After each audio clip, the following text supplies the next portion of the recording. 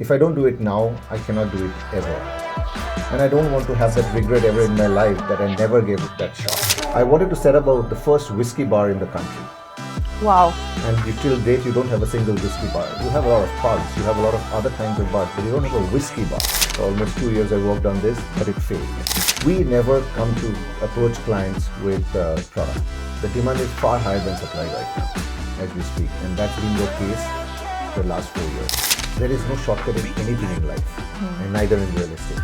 So people feel that there are a lot of shortcuts. Don't do shortcuts. Today's episode is sponsored by Talking Ants.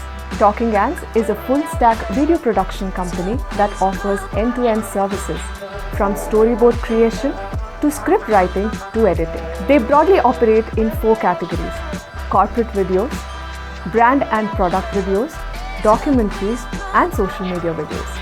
For more information, check out the description. Our guest for today is Mr. Surajit Thakur. He runs a company called Ultimax.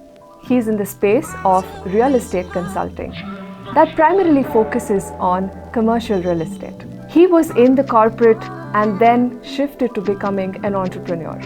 With over a decade of experience in the real estate industry, I'm sure he has a lot of stories to share. So let's hear more from him.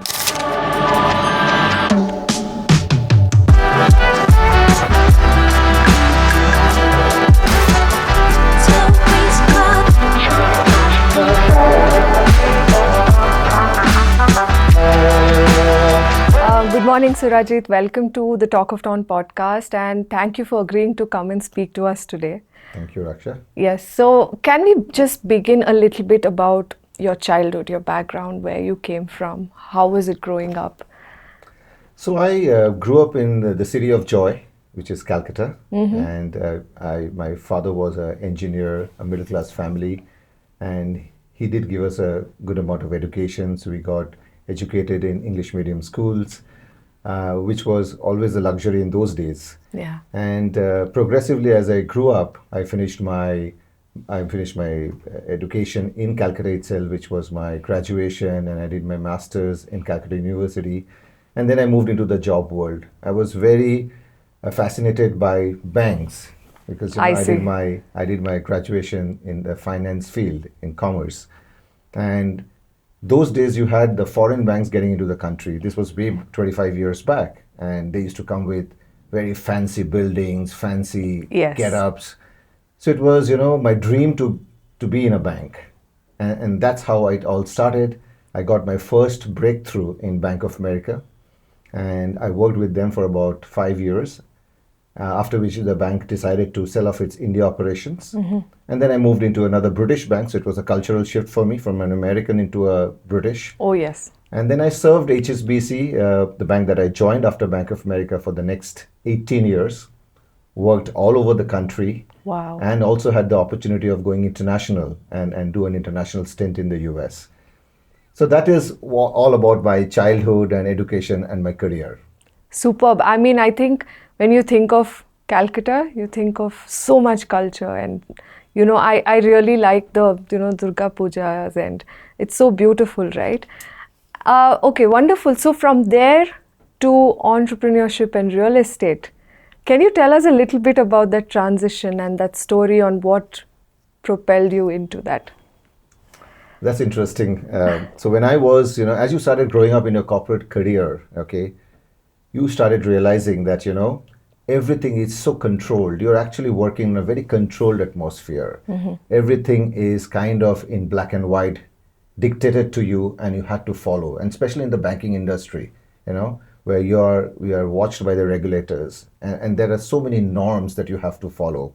So much so forth that there are certain things which logically you could have done, but the black and white prevented you from doing so. So yeah. I was getting a little bit of, choked in that entire atmosphere. And there is a time, when I realized that, I could probably deliver a lot more and do many more things which are closer to my heart than being confined to the black and white or the perimeters which were drawn all around me. Yeah. So this thought was bothering me for a couple of years. And then one day I decided that time has come when I take that plunge. If I don't do it now, I cannot do it ever. And I don't want to have that regret ever in my life that I never gave it that shot. So I decided to become an entrepreneur. Okay. And in that entrepreneurship journey, it was more of a passionpreneur than an entrepreneur. And that's what I wanted to. I wanted to follow my passion. And my passion was all about, I'm an extrovert. I like meeting people. I like going and connecting. I like exploring new culture. So I wanted to do something which will keep that element live in me. So I thought of, I kind of saw multiple options which are available, and I chose one and I started really working on it. I wanted to set up the first whiskey bar in the country. Wow. And till date, you don't have a single whiskey bar. You have a lot of pubs, you have a lot of other kinds of bars, but you don't have a whiskey bar. Okay. And I kind of came across this when I was in New York. Okay. And I passionately started, working on it to see if I can set up a whiskey bar in the country, the first of its kind. With that in mind, I actually gave up the job. I relocated back to India. And I chose Bangalore for multiple reasons because, I had a stint in Bangalore at one point of time. I was more comfortable. I knew that it's a melting point. You have people from different cultures. So, and you have the weather, which Yes. no other city in the country supports. Absolutely. So I decided that let's get back to Bangalore and explore this opportunity. I did work on it for a couple of years. For almost 2 years, I worked on this, but it failed. And when it failed, I went back and kind of started doing introspection in terms of why did it fail? And I figured out many reasons why it failed, which means I jumped into it without adequate preparedness. And then I decided that I'm going to do something else. And then I started doing real estate. And real estate was not very accidental. It was well thought through. Because when I was in the banking business, I used to look after the financial portfolio of the clients. Okay. But every client who had an exposure to financial markets, I realized that in India, there's a huge propensity to also invest in real estate. Yes. Every individual that I met, it's a high net worth or a mid net worth, had an exposure to real estate. But real estate was not regulated in the country. And I'm going back to 2013. So I realized that there is a place to play in this particular segment. So I decided to and I myself had a lot of interest in real estate because, I used to invest in real estate as well. I see.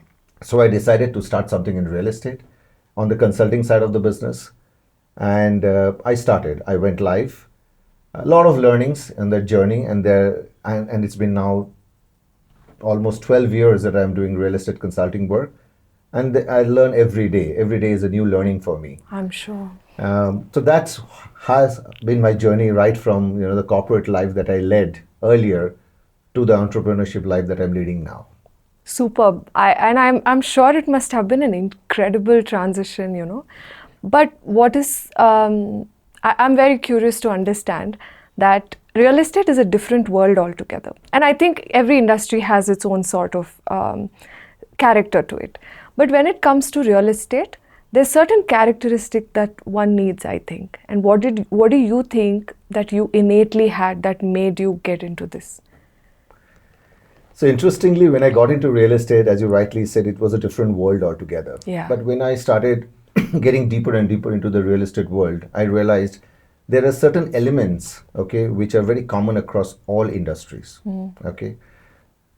And some of those elements which I kind of picked up were your ability to, one, go and understand what a customer's requirement is. A financial customer and a real estate customer, both of them have a need.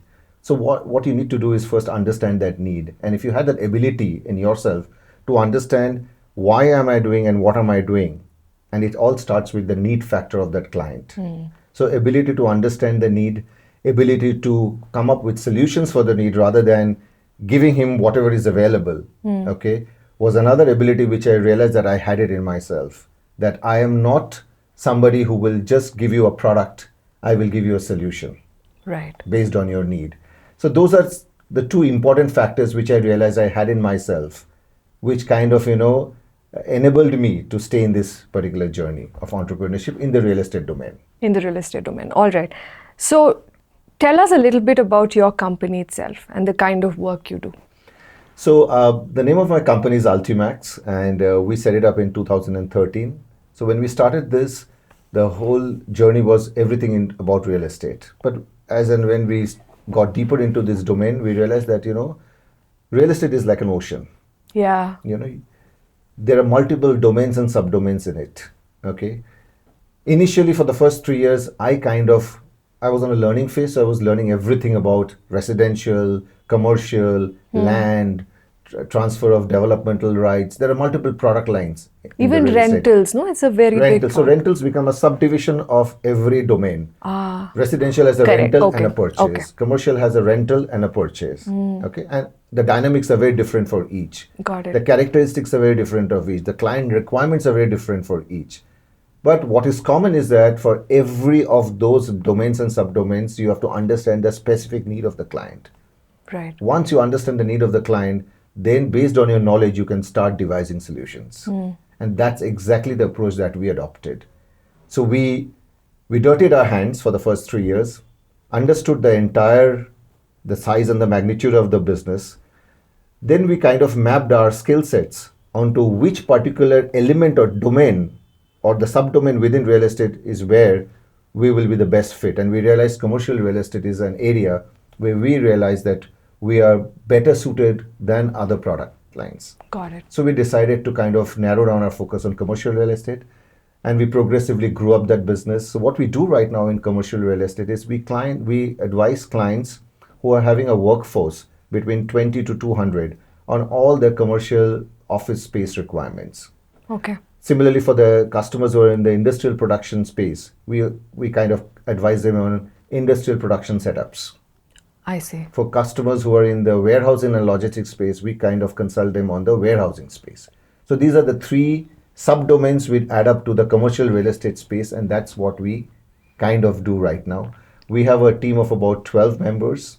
Collectively, we have more than 100 years of real estate knowledge, and we are progressively building it up.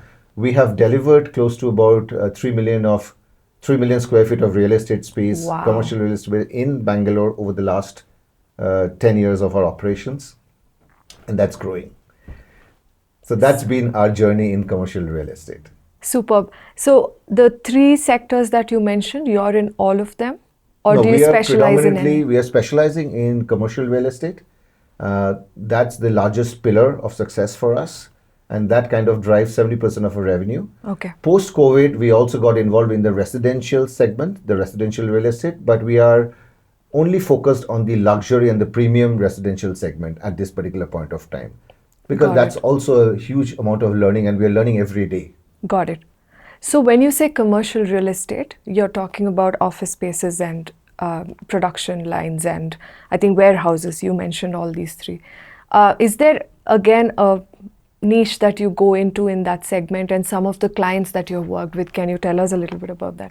So when we decided that we are going to be in the commercial real estate, we first studied the real estate space, and we saw what is high in demand, and we saw that office spaces leasing is high on demand. Most of the companies don't buy out their office spaces, they lease the office spaces. So we started brushing up our knowledge levels on commercial leasing. Okay. And leasing is something which we have been focusing on for the last 10 years. Leasing is an area where we have delivered close to about 2.5 million square feet of space across multiple branded big companies, predominantly in the BFSI segment, the banking and financial services. But then we have also catered to the IT and the ITES segment as well. Okay. So commercial leasing has been our primary focus within the commercial real estate domain.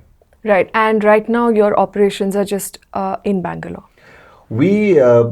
A large part of our operations in Bangalore, but for the BFSI segment, we cater to all of South India. So we have differentiated ourselves from our competitors who are also in a similar space by creating a mobile sales team. So we have a team now who keeps traveling from Monday till Friday every week in all the tier 2 and the tier 3 cities in South India across all the 4 states and helping BFSI clients secure commercial spaces in all these cities. Now that's a big differentiator that we have created in ourselves that helps us to stand apart from our competitors. So much so for that, without naming a particular company, there is a large Tata Group company who we cater to.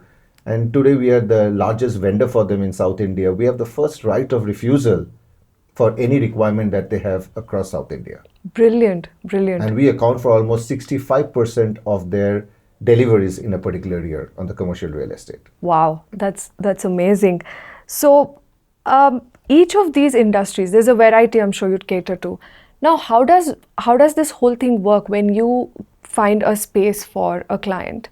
Do you also are there requirements that differ from everyone? And what about the interiors? Do you also take care of that? Do you help them with resources to set up their office? So, what is the expanse of the services you offer? So you're right. Every client requirement is different and very unique. And every unique requirement requires a unique solution. So first, our approach is to get them the unique solution. It is difficult to get 100% fit, but we kind of strive to get them about a 95% fit of their requirement. So we start off with sourcing that particular real estate, analyzing the legality and all other aspects of the real estate which makes it marketable. Because many a times, a lot of our competitors don't do this screening in the beginning itself, as a result of which, towards the end, when the transaction needs to be inked, we realize that there is a title issue, there is a legal issue. So what we've done, we work on a reversal psychology. So we identify and we see first whether the real estate is meeting all the conditions.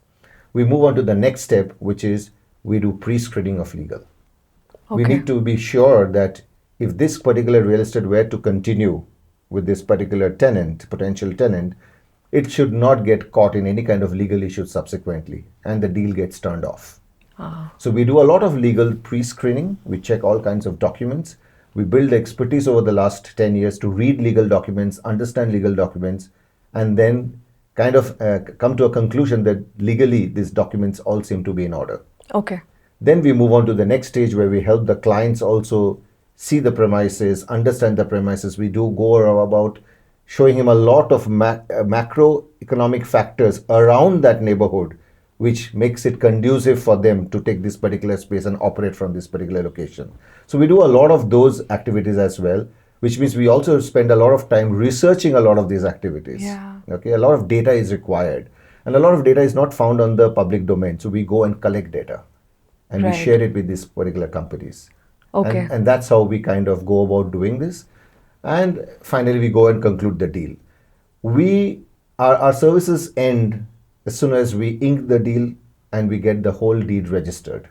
Okay. In case the organization or the potential tenant requires additional services, we provide that as well. So we refer interior designers, contractors, manufacturers who kind of supply workstations. Okay. Everything and anything that is required in office space, we kind of provide the data for the resources. And we help connect to those sources, and then the organization takes it forward. So we do not get involved in terms of executing them, but we definitely provide reference points. Got it. Now, as a layman, right, real estate and the work that goes on in that world is so many, right? Like you have agents standing by the road, you have offices, you have the really plush offices, and there's so many segments, and it is a crowded space.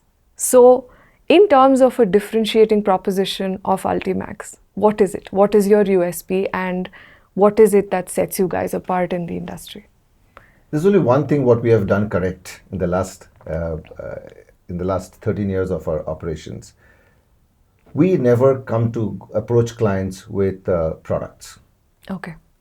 Our mindset is one of providing solutions. So we don't necessarily have any product line on our website. Clients who visit our website only gets to see what we have done. They don't get to see what kind of inventory we are stocking. And that is how we have differentiated ourselves from the others. If you go to our competitors' websites, you will see that there's a lot of data on stock being offered by them. So we don't offer stock. That's listing, no? That's listing. Right. In layman term, that's listing. Listing. And usually what you list is what you have, and what you have is what you give. That's what everybody follows, mostly. Okay. And that's where you forget what the client needs. So we do not follow an inventory-led strategy at all. We always follow a need-based strategy. We first go and understand the client's need. Based on the client's need, we go back into the market and do a real-time combing operations and take out inventories which are matching the requirement. This is a lot more laborious effort oriented, time oriented, as opposed to having products and then dumping products on clients. So you just match it and say, "Here, I have something," rather than that you actually go looking for what they need. Absolutely. And in most of the cases, you'll realize that what a client needs and what you have does not match. So you try to then dump it on a client. Yeah, Okay? convince them. Dumping does not work all the time. It may work once, twice, but not every time. And today, clients are also intelligent. There's a lot of awareness. They go and find out what is available in the market, and they see that you're not giving what we want, but you're giving what you have. So that's the reversal strategy that we adopted, and that has worked brilliant for us. So we go by a customer need strategy and not an inventory available strategy. Superb, superb. So it's a very tailor-made, customized solution for the client. Absolutely, 100% tailor-made. Super. Now, let's shift our focus a little bit to the business side itself. Now, in the real estate world, there are no courses that one can do. There are no, I think our schooling or college does not teach you to become a real estate giant. That's not even, I think, part of any curriculum. So according to you, how can one, I know it's very aspirational, no, to get into the real estate world. What can one start doing? What are some of the traits that, for our listeners who are aspiring to get into the real estate world, what are some of the traits that they can start working on? Like any other business, there are some general characteristics which, every individual who aspires to become a super salesman needs to have. And that is attitude. First and foremost, the attitude. Like any other business, a sales activity is mostly outbound. So the attitude should be one of willing to go, walk the sole of your shoes on different streets and get to go and meet the customer. That attitude is something which, most of the sales guys who are in sales should aspire to have in them. Second is your communication skills. It's very important to be able to speak to a customer, understand his requirement, and that is where I see there's a lot of work that needs to be done by many. People go unprepared for calls. People do not have communication skills, so people need to upskill themselves on these areas. Because once you do that, you can fit into any industry. You can be a salesman for any industry. These are very common characteristics. The third element is your knowledge. You have to build knowledge. You're going to provide solution. You need to know exactly what's available where. How are the micro markets designed in a macro market scenario? That knowledge is very important. If you go without the knowledge, you will never be able to have a complete conversation with any client. Because a client will tell you, to give you an example, that in a city like Bangalore on a 100-feet road, Indiranagar, I want a 70,000 square feet space on a single level. If you have knowledge, you will say that, you'll correct the customer immediately saying that there is not a single building on 100-feet road, Indiranagar, which has a 70,000 square feet plate. Now that's knowledge. And that happens only once you go into those markets and gather the knowledge. Yeah, I was about to ask, this is not something you read in a book or you find it readily made. You have to go on foot. You have to invest time in yourself to go and upskill yourself from a knowledge perspective. This knowledge is something you can only acquire by getting into those markets. They are not readily available on any domain. And 100-feet road, if you travel from one side to the other side, it's a 5-kilometer stretch. If you walk it, it takes you about 2 hours to do that.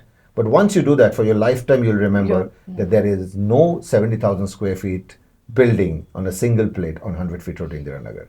So you have to invest time on a weekly basis to go into every micro market, to look around and understand that market, what's going on. Got it. What is present, what's coming up in those markets. Once you have that, your knowledge is up to mark. Got it, got it. Now, just from a career standpoint, like there are, say someone's aspiring to get into real estate. There are popularly a few job roles that we all know. There's pre-infrastructure, there's, starting from finding a space to completing the space and selling the space. But are there any untapped sort of careers here where youngsters or aspiring entrepreneurs can probably look into? Maybe there is a lesser known option. Yes, there is. In fact, what I realized in the last 10 years of my journey is that everybody's into the conventional activities which are happening in the real estate. But there are a lot of non-conventional activities or unconventional activities like data. there are a lot of opportunities for organizations to get into this particular space and only work on data. Now, data can refer to availability of what kind of spaces on what stretches of each street. Data in terms of which lease is running, which lease is expiring. So we know that which inventory is going to come up in the market in the next few months.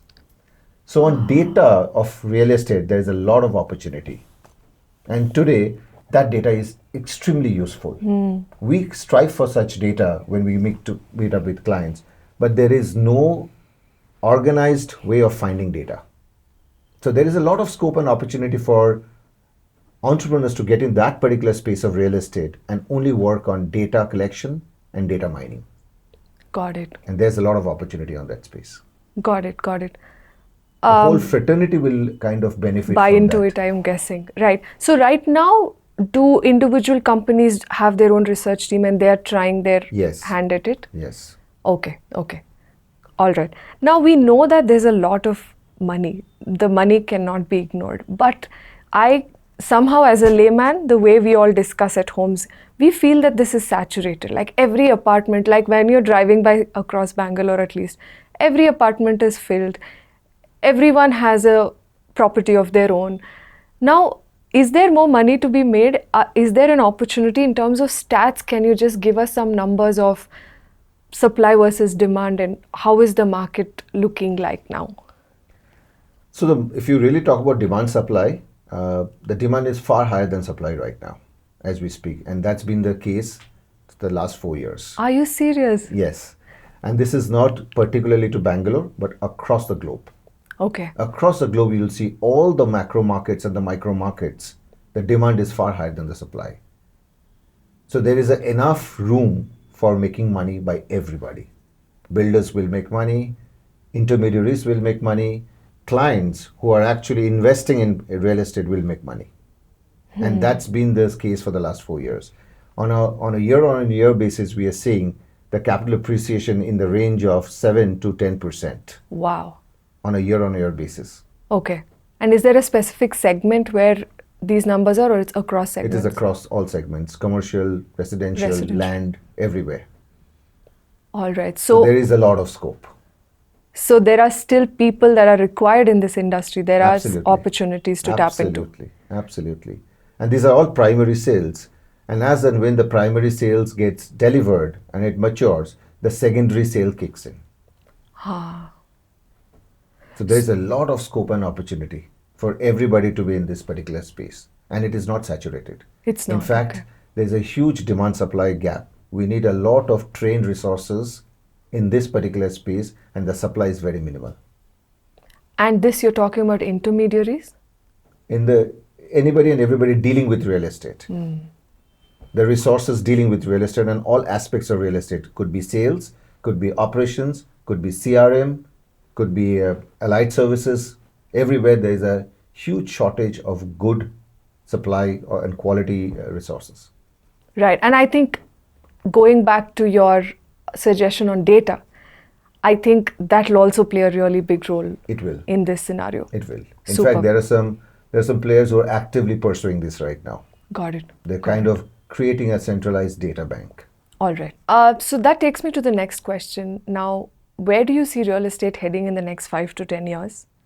The kind of performance this industry will do. And the second part of the question is specifically for Bangalore, because we see the boundaries extending every day. Like Kengeri or, say a Whitefield or a Sarjapur seemed like really outside. But now if you go there, it is a different scenario. So where do you see this headed? Because I don't know what is it that we can even imagine in the next 5 to 10 years? Is there going to be saturation? Is there going to be more growth? What do you think about that? My personal opinion here is that, I see a lot of growth. Okay. I don't see saturation at all. Okay. I see the city expanding. What Kengeri used to be an outskirt at one point of time, the city will extend much beyond and far beyond Kengeri. Okay. What Whitefield used to be an outskirt at one point of time, I think Whitefield now extend all the way up till Kolar and Bangarpet. What Sarjapur Road side used to be an outskirt at one point of time, it'll actually go all the way to Sarjapur. That's how I'm seeing. And if you really see the way the developers are going and acquiring land, and large parcels of lands are being acquired, and the type of infrastructure that is being laid by the government in terms of wide roads, it's just a question of another 5 to 10 years when 70-kilometer, 80-kilometer radius will still be a part of the city itself.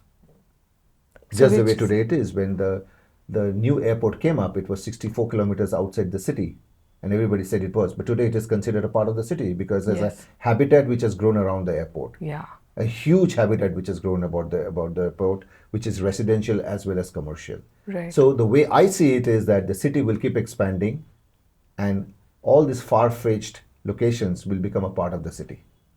So more opportunity, that More means. opportunities, more growth. Super. Now, just from a personal, work-life balance that we all talk about, real estate is a very stressful, I think, career because people, if I'm looking for a property, I'm going to bother my person at any point of the day. I think real estate guys function a lot. That's my perspective or perception about this industry. So I'm sure it comes with a lot of stress. Is there really stress? How do you manage it? And what does work-life balance look for you? So real estate has the same amount of stress what any other industry Okay. has. It is nothing unique to real Okay. estate. What is unique for real estate is that the real estate is a lot to do with the market presence. You have to be in the market most of the time.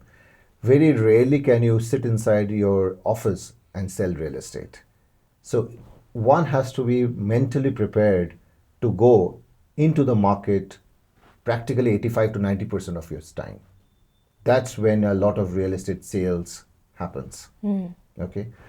Virtual selling, I'm not seeing too much of success on that particular front. Again, this Okay. is my personal opinion. And I think real estate is a lot to do with the feel factor. Okay. People go, assess the location, assess the real estate, the brick and mortar, feel the brick and mortar, and then make an informed decision. So it is important that the intermediaries who are involved or those who are involved in the selling process of real estate have to also necessarily spend 80 to 90% of their time in the field itself. So there's a lot of effort as opposed to many other industries where you don't need to put out so much of physical effort. Right. You may have a lot of mental effort. Yeah. But real estate requires definitely a lot of physical effort. On foot. On foot, in the field. Then you have to go and reach the projects where the projects are under construction and there are no elevators. So you have to walk up those 8 levels Yeah. along with the client to show him what is the look and feel of this particular apartment that you intend to buy. Right. So physical effort is something which is required, but everybody can balance it off. Every human being can balance off all their work-related load and stress by adopting, hobbies, by adopting anything which is like helping them to de-stress themselves. I definitely, follow a lot of work-life balance. I work hard. I spend 80 to 90% of my time in the markets. Okay. Again, walking the sole of my shoes in the market. But I also de-stress myself. I play some sport. Once a week I play golf. Every week, once a day I play golf, 5 hours. And it helps me to kind of focus. Yeah. Because that's a game which brings a lot of focus into you. And it also helps me to parallel de-stress. It also helps me to build network.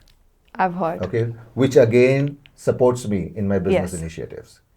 Likewise, there are lots of other kinds of activities everybody can do. So I am a strong advocate of this fact that people need to have a work-life balance. You cannot, and you don't need to. I've been in this space for the last 12 years, and I think there's enough room for somebody to apply work-life balance. Yeah. Yeah. And I will strongly advocate that people do that. Yeah. I Otherwise, you think, will lead a stage of breakdown. yeah, and I think hustle culture is nice. It sounds good, but then I think in practicality the burnout will be faster. Absolutely. So it's very important to maintain that balance. So before we started shoot, you did mention about your passion towards animals, and I really think that you need to tell the world about it. So can you tell us the practice you've had for the last 4 years? I really want the viewers to know about it. So this is something which has got nothing to do with what I do on the professional side. I'm an animal lover. I love animals, and it is not restricted to any particular category or a breed. But I always wanted to do something for them. My long-term vision and plan, or my dream, if I can use that word, is to have an animal sanctuary. A Wow. sanctuary where animals who are abandoned can be picked up and can be sheltered or housed. And all their needs are looked after. But that's my dream. Okay. And I'm still working on that. But you know, if you have a dream, there has to be a path to the dream. And my path to the dream, currently, what we follow and what I follow is where I stay in that neighborhood, I see a lot of stray dogs and cats. Dogs are more visible than cats because cats are mostly in the hiding. Yes. Okay. So what I have done is that, you know, my family goes and feeds 22 dogs every day Wow. in a vicinity of 1.5 kilometers. And it's a long process. And that's again a part of my work-life balance because it helps me Yes. to de-stress. Okay. I'm completely off work from 7 o'clock every day in the evening. No phone calls, no nothing, because we prepare the food for these animals. And after preparation, we mix them, we box them, we bag them, and then we carry them on foot. Wow. And there are spots for each and every dog. And the body clock is tuned, and they know that the food delivery man comes every At day this time. between 8 o'clock to 9 o'clock, and these spots, and they all wait over there. Oh. And it's such a heartwarming experience to I'm kind of sure. feed them and see them relishing that food. How lovely, how lovely. And I really believe that I'm sure it's such a gratifying process by the end of the day. I'm so grateful that you're doing this, and I hope a lot more people follow this. I'm so grateful that, you know, the universe showed me this path Okay, and we are doing this. lovely. And I always encourage everybody to get into this, you know. If one human being out of every 100 looks after a stray, all our strays in this country will be well taken care of. Super. And they have variety of needs, hunger needs, they have medical needs, they have all kinds of needs. And we can help them out. There are Lovely. squads which have been formed, there are groups which have been formed in every location where a lot of animal lovers have joined these groups, and collectively they're doing a lot for these animals. They're rescuing, they're giving medical attention, they're feeding, and so much so forth. Brilliant, brilliant. So now just going back to business. So if I have to tell you the top 3 do's and don'ts, if you had to list it down for someone aspiring to be in the real estate industry. So what are the 3 do's and what are the 3 don'ts out of your experience of over a decade now? The do's, first and foremost, build a good positive attitude. I think that is a significant element which is lacking in many. If you don't have the attitude, then you will not be able to, you know, deliver on this particular front. The second thing is, you know, second do is be passionate of what you're doing. Have a lot of belief in yourself. Be transparent in your deliveries. That's a definite build ethics in what you're doing. Third thing is knowledge. Yeah. If you can combine attitude with self-belief, transparency, ethics, and knowledge, in my opinion, you're a perfect salesman. Nice, nice. And you will succeed in this industry. Sure. Like the way you will succeed in any industry. Any industry. Yeah, I was about to say that. And what are the 3 don'ts? Something people should totally not do out of your Don't experience. be unethical. There's a tendency of being unethical because there's a feeling that there's a lot of money in this business. There is. And you tend to sway. Don't sway. Follow the right path. No shortcuts. There is no shortcut in anything in life, and neither in real estate. But people feel that there are a lot of shortcuts. Don't do shortcuts. Follow the process. Go out, take the keys, open the door, walk around the apartment, put that effort.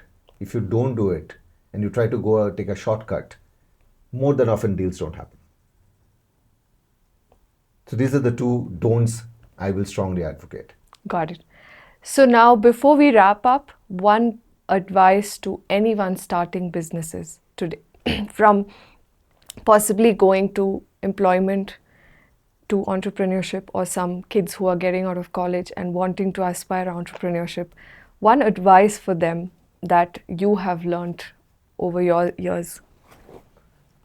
I will strongly advise that first of all, before you get into entrepreneurship, be passionate. You must follow your passion. Then only you tend to become more successful than others. So be passionate about what you want to do or what you Right. plan to do. give your 200% into it. Don't start calculating failures and ifs. Don't start looking into your rear view mirror of your life. When we drive, we don't look into rear view mirror all the time. We drive by keeping our eyes straight on the road through the wider screen that is ahead of us. We at times take the support and reference point of rear view mirror to just see that we are on the right track. So lead your life on those principles as well. Look through the wider screen in front of you and see the road ahead and what you can establish on that particular road for yourself. Don't look into your rearview mirror and try to decide the journey ahead. So this is what I will strongly advocate, and be very passionate, give your 100%, fail a couple of times, but failure doesn't mean that you turn back. Yeah. Go back, analyze what were the reasons for your failure and correct it and make the next attempt. Brilliant. And you will succeed. Superb. These are my learnings in this real estate space from when I started to where I am right now. Amazing journey. Thank you for sharing it with us, because a lot of them today are in corporates wanting to start something, but they're always sort of deciding whether they should or should not. And I think you're a testimony to that, and it's possible. And if people are really, like you said, passionate and they put in that work, it is possible to have a successful business. And thank you for sharing your story with us and spending time with us today. Thank you very much, Raksha, for having me over and allowing me to share my life. Thank you. Thank you. Today's episode is sponsored by Talking Ants. Talking Ants is a full-stack video production company that offers end-to-end services, from storyboard creation to script writing to editing. They broadly operate in 4 categories: corporate videos, brand and product videos, documentaries, and social media videos. For more information, check out the description.